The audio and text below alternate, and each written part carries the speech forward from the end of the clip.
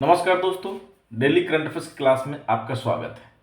चलिए हम लोग देखते हैं एक एक कर आज का कौन कौन सा प्रश्न है। पहला है, भारत और जापान के बीच संयुक्त सैन्य अभ्यास धर्म गार्जियन का छठा संस्करण कहाँ आयोजित किया जाएगा? कौन सा? धर्म गार्जियन का छठा संस्करण का आयोजन कहाँ किया जाएगा? तो यह है धर्म गार्जियन के छठा संस्करण का आयोजन जापान के माउंट फूजी में किया जाएगा। कहां? जापान के माउंट फूजी में किया जाएगा। ठीक है, जिसका आयोजन 25 फरवरी से 9 मार्च तक किया जाएगा। कब से कब तक? 25 फरवरी से लेकर के 9 मार्च तक धर्म गार्जियन का छठा संस्करण का आयोजन माउंट फूजी में किया जाएगा। माउंट फूजी जापान में है, तो जापान में किया जाएगा। दूसरा है, इसमें इसका जो उद्देश्य है, यह उद्देश्य है इसका कि शहरी युद्ध और आतंकवाद विरोधी जो अभियान है को अंजाम देते हुए सेनाओं के बीच मजबूती मतलब स्थापित करना। क्या है? जो शहरी युद्ध है और आतंकवाद विरोधी अभियान को अंजाम देते हुए सेनाओं के मध्य मजबूती स्थापित करना ही इसका मुख्य उद्देश्य है। नेक्स्ट है वो है काशी तमिल समागम का तीसरा संस्करण। किसका? काशी तमिल समागम का तीसरा संस्करण कहाँ आयोजन किया जा रहा है? कौन कौन? काशी तमिल का यह तीसरा संस्करण है। 2 इससे पहले हो चुका है। तो देखिए, इस संस्करण का जो मुख्य बातें होगी वो होगा मुख्य कार्यक्रम बनारस में, लेकिन शुरुआत प्रयागराज से होगी। कहां से होगी? शुरुआत प्रयागराज से होगा और इसका मुख्य जो होगा वो वाराणसी में होगी। ठीक है ना, बनारस में होगा। अब जो इसका आयोजन है ये 16 फरवरी से लेकर 24 फरवरी तक चलेगा। कब से कब तक? 16 फरवरी से लेकर 24 फरवरी तक काशी तमिल समागम का तीसरा संस्करण का आयोजन किया जाएगा। इसका यह जो है एक भारत और श्रेष्ठ भारत,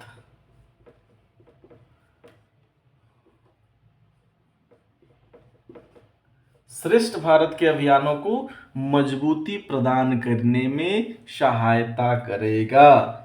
ठीक है, इसका जो मुख्य उद्देश्य है, इसका जो उद्देश्य है वो क्या है? इसका मुख्य उद्देश्य है एकता और विविधता को मजबूत करना। क्या है? एकता और विविधता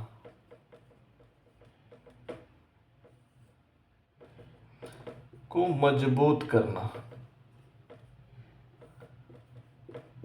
इसका मुख्य उद्देश्य है। ठीक है, और जिसको पूरा करने में ये एक महत्वपूर्ण भूमिका निभा सकता है एक भारत और श्रेष्ठ भारत। सबसे पहले इस वर्ष की जो थीम है, जो काशी तमिल समागम के तीसरा संस्करण का जो थीम है वो क्या है?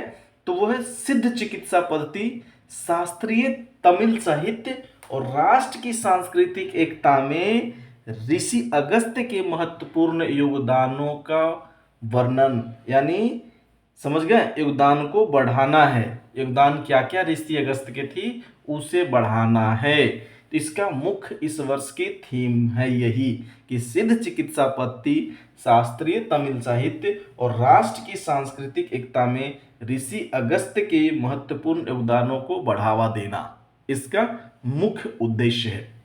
नेक्स्ट है, यूनानी दिवस मनाया जाता है। तो प्रत्येक वर्ष यूनानी दिवस 11 फरवरी को मनाया जाता है। इस वर्ष भी 11 फरवरी को यूनानी दिवस मनाया गया। ठीक है, जिसका इस वर्ष का उद्देश्य है वैश्विक स्वास्थ्य और कल्याण को बढ़ावा देना। क्या है? इसका जो उद्देश्य है वो है वैश्विक स्वास्थ्य और कल्याण को बढ़ावा देना, इसका मुख्य उद्देश्य है। नेक्स्ट है वो हाल ही में भारत और किस देश के साथ संयुक्त सैन्य अभ्यास एक्यूवेरिन की शुरुआत की गई? किसको? एक्यूवेरिन की शुरुआत की गई किस देश के साथ? तो वो मालदीव के साथ। भारत और मालदीव के जो सेना थे, मालदीव के राष्ट्रीय रक्षा बल के बीच सैन्य अभ्यास एक्यूवेरिन की शुरुआत की गई। और यह जो है, यह सैन्य अभ्यास